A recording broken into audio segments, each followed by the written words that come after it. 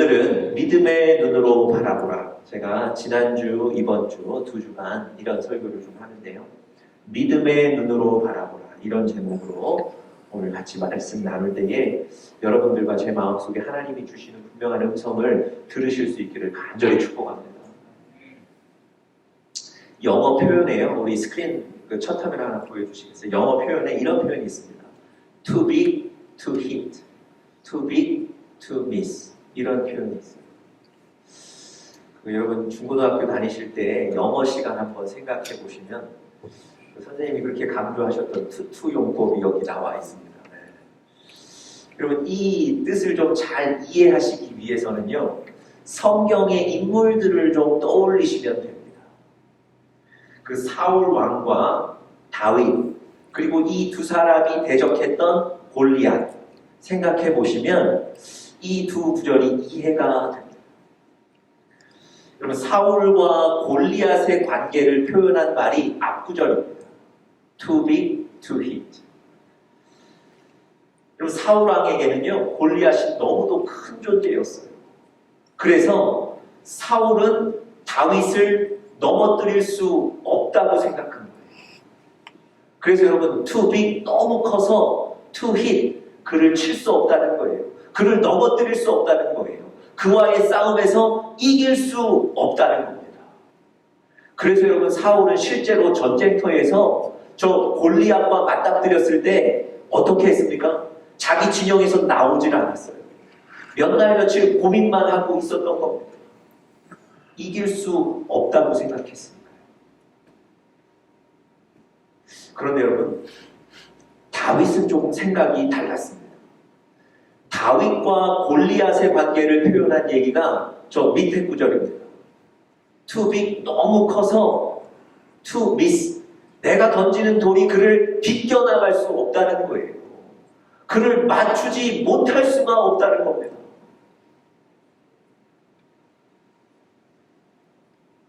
여러분 분명히 사울에게도 다윗에게도 골리앗은 큰 존재였지만 두 사람의 반응이, 두 사람의 생각이 틀리는 거예요. 오히려 다윗은요, 골리앗이 크기 때문에 그를 넘어뜨릴 수 있는 좋은 기회라고 생각하는 겁니다. 여러분 지금 사울 왕과 다윗은 같은 시간, 같은 장소에서 같은 사람을 바라보고 있어요. 그런데 그들이 반응하는 것은 완전히 다릅니다. 사울은 골리앗을 넘어뜨릴 수 없는 높은 산이라고 생각하는 거고요. 다윗은 골리앗을 넘어뜨릴 수 있는 쉬운 존재라고 생각하는 겁니다. 여러분, 여러분과 저에게도 사실은 우리 동료들끼리, 우리 가족들끼리, 또 우리 교인들끼리 같은 시간에 같은 장소에서 같은 어떤 사람과 상황을 바라볼 때가 많습니다. 그런데 각각 반응이 틀려요. 어떤 분은 걱정하시기도 하고요. 어떤 분은 분노하시기도 하고요. 어떤 분은 무관심하기도 하시고요.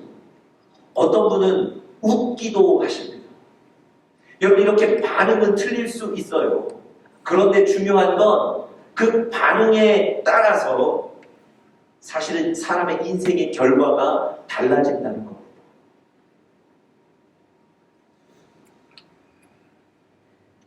골리앗은 사울은 골리앗을 보고 넘을 수 없는 산이라고 생각했기 때문에 두려워서 자기 진영에서 나오지 않고 몇 날 며칠을 기다리고 있었어요. 여러분 그때로부터 사울은 사람들의 신임을 잃게 되고요. 그때부터 자기 스스로 자신감도 잃게 되고요.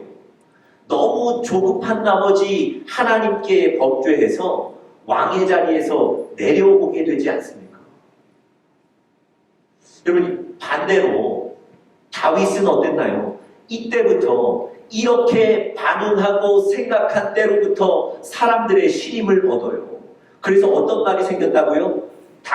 사울은 천천히요, 다윗은 만만이다. 이런 얘기가 생기는 거예요.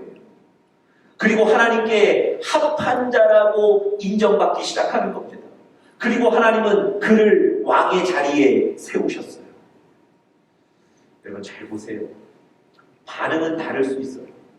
각각 반응은 다르지만 그 반응에 따라서 하나님이 그를 사용하신다는 겁니다. 여러분과 제가 믿음의 눈으로 믿음의 반응을 하실 수 있기를 간절히 축복합니다. 여러분 우리가 오늘 민수기 13장, 14장 본문을 읽었는데요. 오늘 본문에 보시면 이스라엘 그 각 백성들이 가나안 땅에 들어가기 전에 모세가 12지파의 대표를 한 사람씩 뽑아서 그 12명을 40일 동안 가나안 땅을 정탐하도록 시킵니다. 그리고 그 정탐을 40일간 정탐하고 마친 이후에 모세와 백성들 앞에 와서 그 정탐한 결과를 발표하는 장면이 오늘 본문입니다. 여러분 약 200만 되는 이스라엘 백성들의 지금 인생의 목표는 뭡니까? 젖과 꿀이 흐르는 그 가나안 땅에 들어가는 것, 그게 인생의 목표예요. 지금 내 앞에 있는 저 가나안 땅에 들어가는 게 유일한 소망이란 말입니다. 여러분 그런 소망 갖고 있는 사람들이 40일 동안 가나안을 정탐하고 돌아온 저 사람들의 입에서 어떤 얘기가 나올까 얼마나 관심을 갖고 있겠습니까? 그런데 말이죠. 각 지파의 대표니까 12사람 아닙니까? 이 12사람이 40일 동안 정탐하고 돌아왔는데 보고의 내용이 같지가 않아요.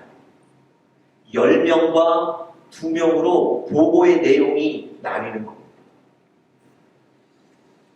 10명은요. 가나안 땅이 하나님 말씀대로 젖과 꿀이 흐르는 아주 좋은 땅은 맞다.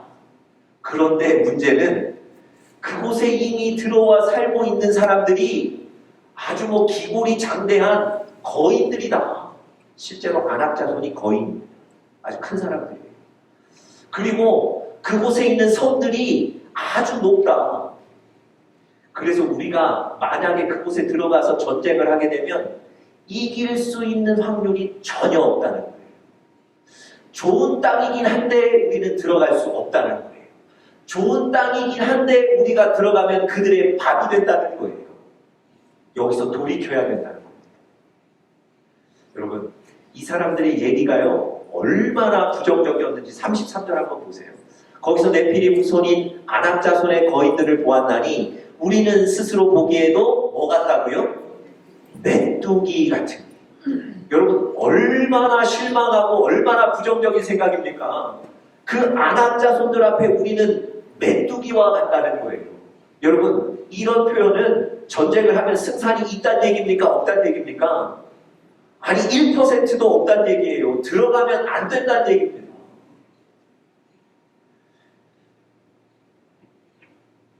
여러분 이 얘기 듣고 200만의 이스라엘 백성들이 얼마나 실망했는지 그 다윗 그 지도자 모세에 대해서 원망하고요. 심지어 뭐라고까지 얘기했냐면 다시 애국으로 돌아가자고까지 얘기합니다. 그런데 말이죠. 10명은 이렇게 얘기했고 2명 여호수아와 갈렙인데 이 두 사람은 전혀 다른 보고를 하고 있습니다. 30절 한번 보시겠습니까?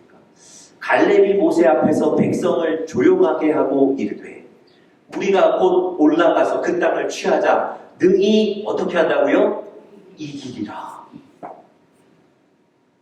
아니 여러분 10명은 지금 우리가 싸우면 무조건 진다는 거예요. 그런데 여호수아와 갈렙이 두 사람은 아니 우리가 지금 당장이라도 들어가야 된다. 우리가 이길 수 있다. 그 땅을 차지할 수 있다. 이렇게 얘기하는 거예요. 여러분 이 10명과 두 사람의 반응이 완전히 극과 극입니다. 생각해 보세요. 같은 장소에 같은 시간에 같은 사람과 같은 상황과 문제를 보고 온 사람들이에요. 그런데 10명은 절대 들어가면 안 된다고 그러고 2명은 지금 당장이라도 들어가야 된다고 얘기하는 겁니다. 여러분 마치 다윗과 사울이 골리앗을 앞에 두고 완전히 반응이 달랐던 것처럼 이렇게 10명과 2명이 완전히 반응이 달라요. 여러분, 이들의 인생의 결과가 어떻게 되었는지 성경이 잘 얘기해 줍니다. 절대 들어갈 수 없다고 얘기했던 그 10명은요, 실제로 가나안 땅에 들어가지 못하고 그 광야에서 죽게 되었습니다. 그렇게 그리던, 그렇게 원하던 가나안 땅 앞에 와 있는데요, 그 가나안 땅에 들어가지 못하고 광야에서 죽음을 맞아요. 여러분, 두 사람 여호수아와 갈렙은 어떻게 됐을까요? 그 백성들을 이끌고 드디어 그 가나안 땅에 들어가게 됩니다. 그 두 사람 중에 한 사람 여호수아는 그 이스라엘의 지도자가 되고요. 그 둘 중에 하나 갈렙은 그 가나안 땅에 들어가서 하나님이 약속하셨던 그 땅을 분배받아 축복받은 사람이 되었습니다. 여러분, 어떤 상황을 놓고 믿음의 눈으로 바라보는지 그렇지 않은지 반응에 따라서 하나님이 그 인생들을 사용하신다는 거예요. 여러분과 제가 여호수아와 갈렙처럼 믿음의 눈을 열어보고 반응하는 우리 사랑하는 영적인 가족들 되시기를 간절히 축복합니다. 저희 교회에도 갈렙이 있습니다. 우리 허대호 집사님 아들 하은이가 영어 이름 케일럽이거든요. 네.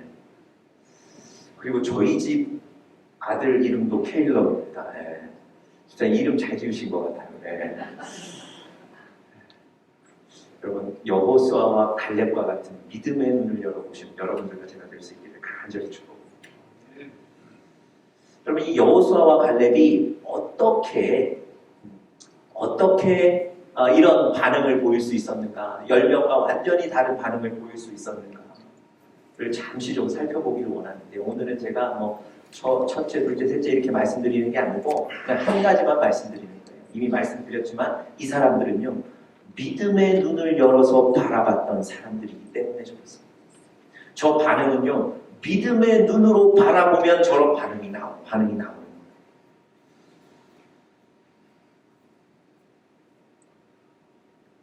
제가 왜 이렇게 말씀드렸냐면요, 민수기 14장 8절 한번 우리 같이 한 목소리로 한번 읽어보겠습니다. 시작. 여호와께서 우리를 기뻐하시면 우리를 그 땅으로 인도하여 들이시고 그 땅을 우리에게 주시리라. 이는 과연 적과 꿀이 흐르는 땅입니다.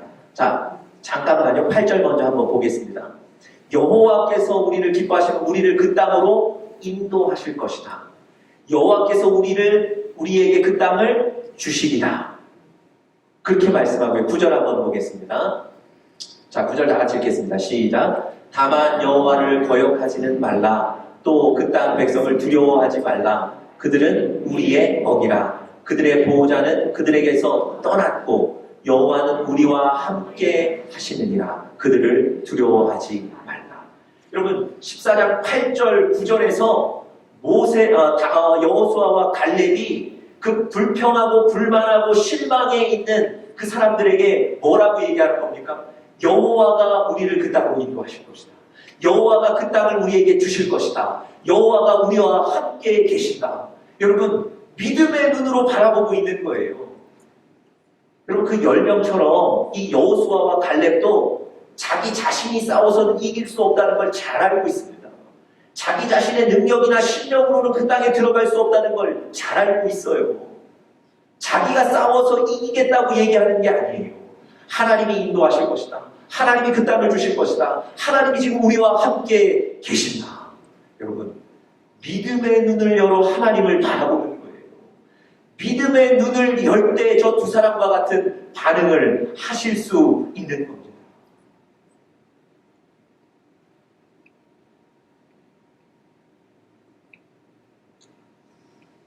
사실요, 이 세상은 보이지 않는 하나님의 손에 의해 움직여지는 줄 믿습니다.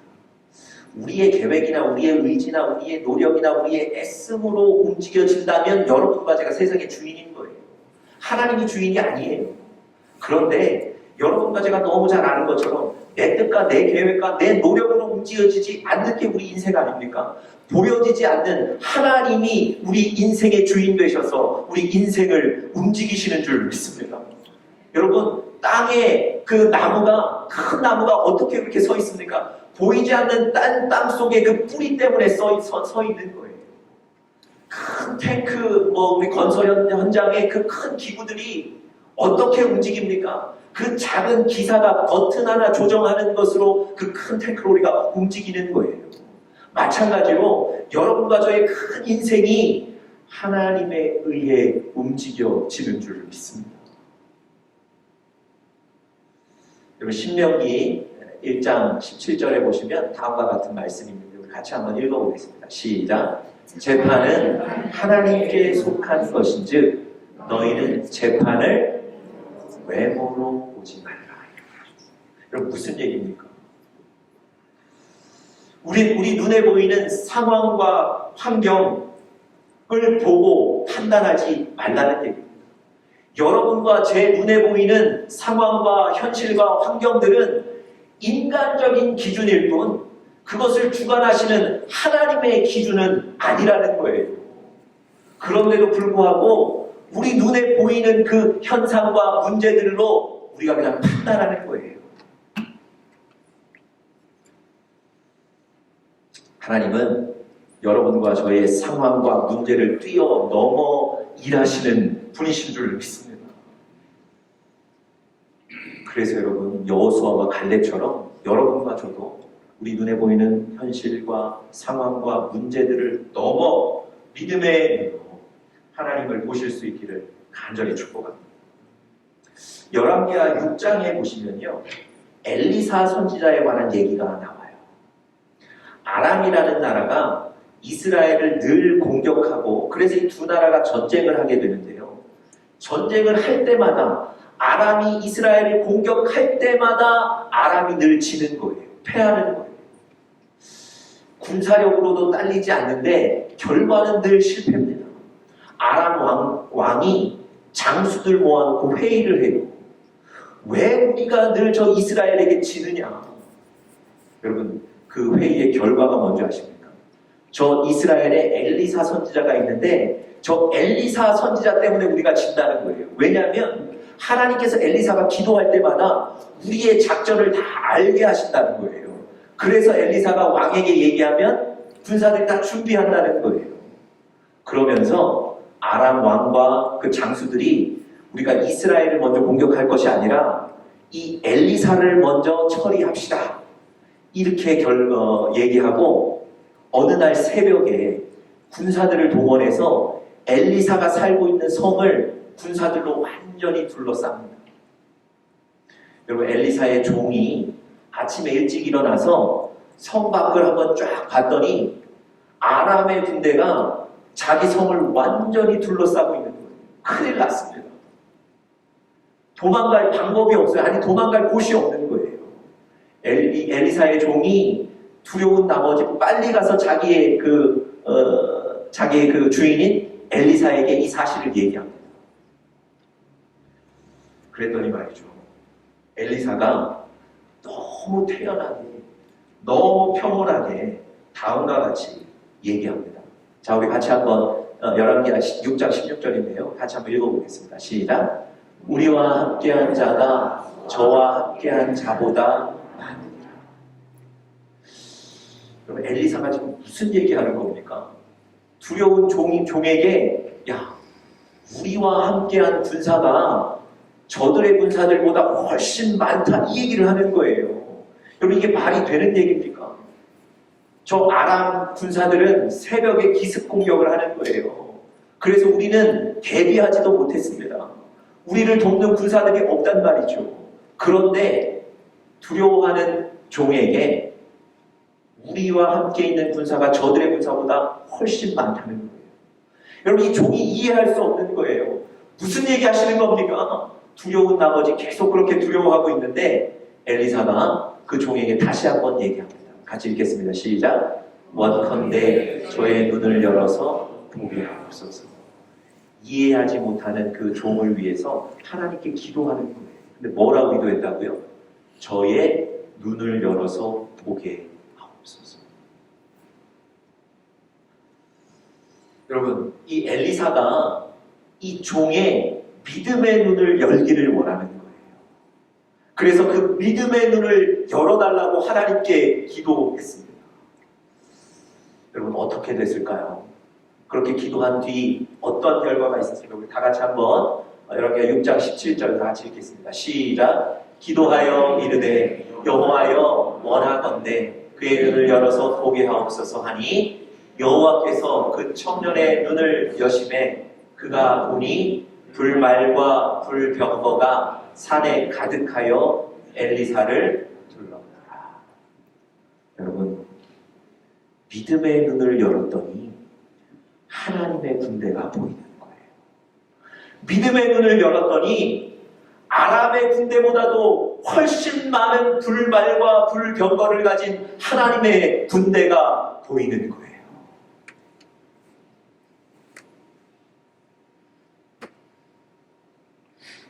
여러분, 우리도 믿음의 눈을 열면 하나님이 지금 우리와 함께 계시고 우리를 지키시는 하나님의 도움이, 하나님의 은혜가 보일 줄 믿습니다.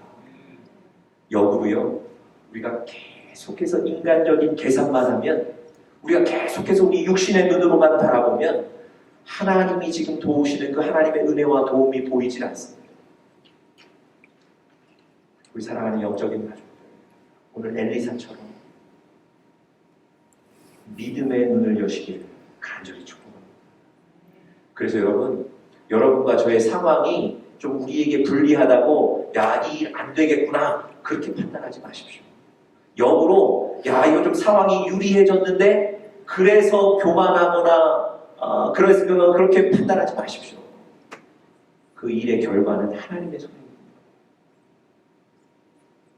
믿음의 눈을 여시고 끝까지 바라보시는 여러분들 되시기를 간절히 바랍니다. 그러면요,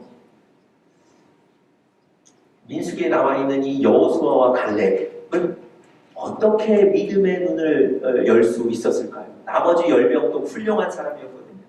그 사람들이 갖지 못한 이 믿음의 눈을 어떻게 가질 수 있었을까요? 이게 사실은 또 궁금한 거 아닙니까? 여러분, 그들에게는요, 여호수아와 갈렙이 두 사람에게는요, 하나님의 말씀이 다른 어떤 요소보다도 자기들 인생의 가장 우선순위에 있었던 사람들. 말씀보다 더 귀한 건 없었던 거예요. 말씀보다 그 인생에 더 권위 있었던 건 없었던 겁니다. 하나님의 말씀, 하나님이 주시는 그 말씀을 두려움으로 받고 그 말씀 앞에 떨던 사람들, 그 말씀의 큰 권위를 인정했던 사람들이었기 때문에 이 두 사람은 믿음의 눈을 열 수 있었어요.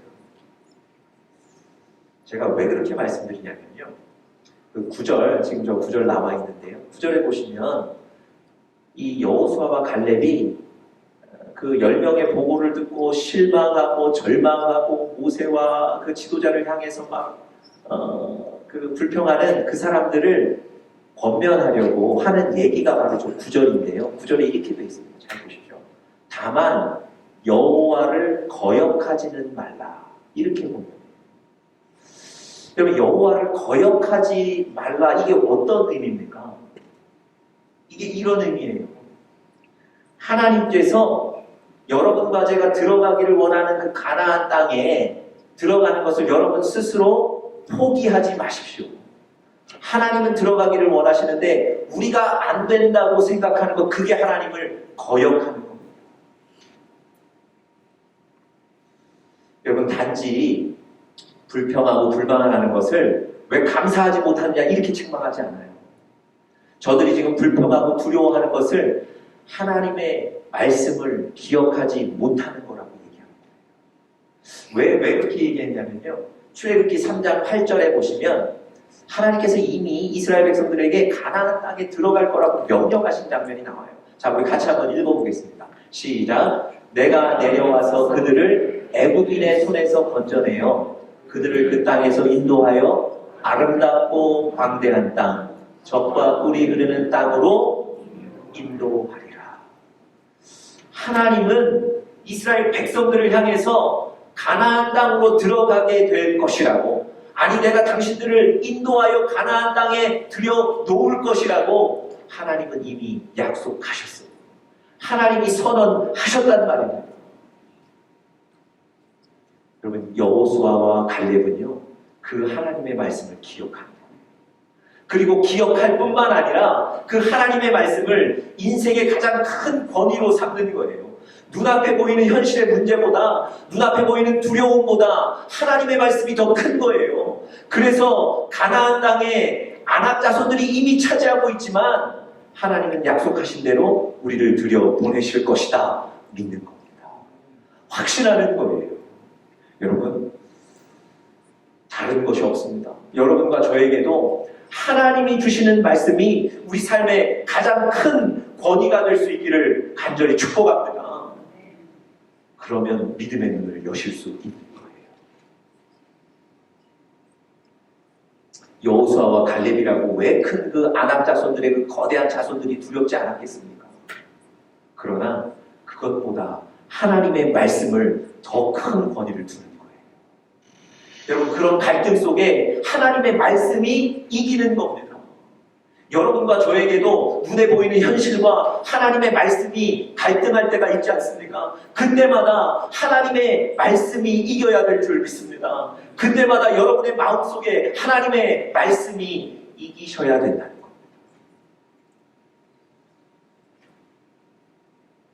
여러분, 우리가 지금 오늘 본문에 나와 있는 사건들을 쭉 살펴봤는데요. 사실은 이 사건들이 누구에 의해서 시작되는 줄 아십니까? 저 12명의 정탐꾼을 뽑아서 40일 동안 정탐을 시키는 것이 누구에 의해 진행되는 사건인 줄 아십니까? 우리가 읽지는 않았는데요. 13장 1절 한번 보시면, 저 본문 우리 스크린에 나와 있는데 같이 한번 읽어보겠습니다. 시작. 여호와께서 모세에게 말씀하여 이르시되 사람을 보내어 내가 이스라엘 자손에게 주는 가나안 땅을 정탐하게 하되 각 지파 중에서 지휘관 된 자 한 사람씩 보내라. 여러분, 모세가 그냥 사람 뽑아서 저렇게 정탐한 줄 알았는데요. 성경을 자세히 읽어보시면 하나님이 시키신 일이에요. 하나님이 12명 뽑아다가 40일간 정탐하라고 시키신 일입니다. 여러분, 하나님은 이미 그 가나안 땅에 거대한 아낙 자손이 차지하고 있다는 걸 아셨어요. 여러분, 그걸 아시는 하나님이 왜 정탐을 보내신 겁니까? 아니, 그걸 아시는 하나님이라면 안 보내셔야 좋은 거 아니겠습니까? 왜냐하면 이스라엘 백성들이 그 거대한 자손들 보고 와서 간다고 하겠습니까? 왜 하나님 보게 하셨을까요? 왜 하나님 그 거대한 사람들이 있는 곳으로 일부러 찾아가라고 하셨을까요? 하나님은요, 여러분과 제가 믿음의 눈을 여시기를 원하는 거예요. 두려운 상황을 정탐하게 하시는 이유가 뭔지 아세요? 여러분과 제가 믿음의 눈으로 보기를 원하시는 거예요. 믿음의 눈으로 보면 하나님이 그때 일하시는 겁니다. 여러분, 혹시 지금 여러분들과 제 삶에 두려운 어떤 환경들을 정탐하고 계시지 않습니까? 두려운 어떤 문제들 여러분 막 바라보고 계시지 않으십니까? 하나님이 그 두려움을 정탐하게 시키셨어요.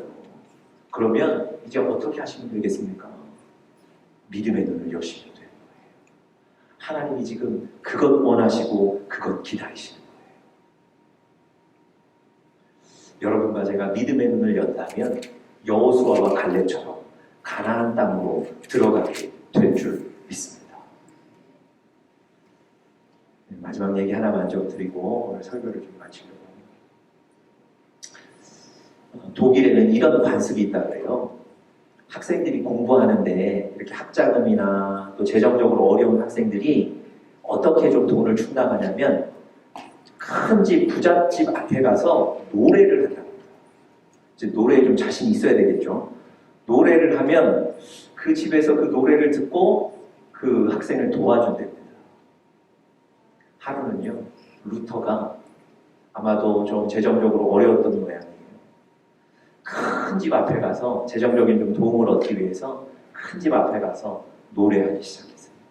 그런데 여러분, 관습일 뿐 의무는 아니잖아요. 노래를 하면 도움을 받을 수도 있지만 노래를 했는데도 불구하고 비난을 받을 수도 있어요. 노래를 했는데도 불구하고 거절당할 수도 있다고요. 루터가 노래를 하는데 두려운 마음이 있었어요. 내가 거절당하지 않을까? 아니 비난받지 않을까? 루터가 노래를 시작했는데 갑자기 저 큰 집 창이 팍 열리는 거예요. 그리고 어떤 사람이 창 넘어 얼굴을 내미는데 인상이 너무 험상궂은 거예요. 그 사람이 여러분 창문 넘어 뛰어 나오는 거예요. 루터가 노래를 하다 말고 막 도망가기 시작했어요. 혹시 저 사람이 이제 그 욕하고 비난하고 뭐 이럴까봐 두려운 마음에 막 도망가기 시작하는 거예요. 그런데 그 사람이 따라오는 것을 멈추지를 않고 계속 쫓아오는 거예요. 그러다가 이 루터가 잡혔어요. 그 사람이 루터에게 비난을 한 게 아니고요. 주머니에 돈을 꺼내서 주더랍니다. 그러니까 이 사람도 그 가난한 학생 돕기를 원했던 거예요. 루터가 그때를 회고하면서 이렇게 했었답니다. 두려움의 눈으로 세상을 보면 세상 만사가 모두 걱정과 염려로 가득 차 있고 믿음의 눈으로 세상을 보면 세상이 감사하고 좋게 보이며 하나님의 손길이 보인다. 여러분, 하나님은 지금 여러분과 저를 돕기를 원하시는데, 하나님은 지금 여러분과 저에게 은혜를 주시기를 원하는데, 여러분과 제가 루터처럼 믿음의 눈을 열지 못하고 두려운 마음에 막 도망가고 있는 거 아닙니까? 아니, 그곳에 있어야 지금 하나님의 도움을 받는데, 우리가 이 루터처럼 두려운 마음에 막 도망가고 있는 거 아닙니까? 여러분, 두려움의 눈, 세상의 눈으로 바라보지 마시고, 믿음의 눈을 여시는 여러분과 제가 될 수 있기를 간절히 축복합니다. 다 같이 기도하겠습니다.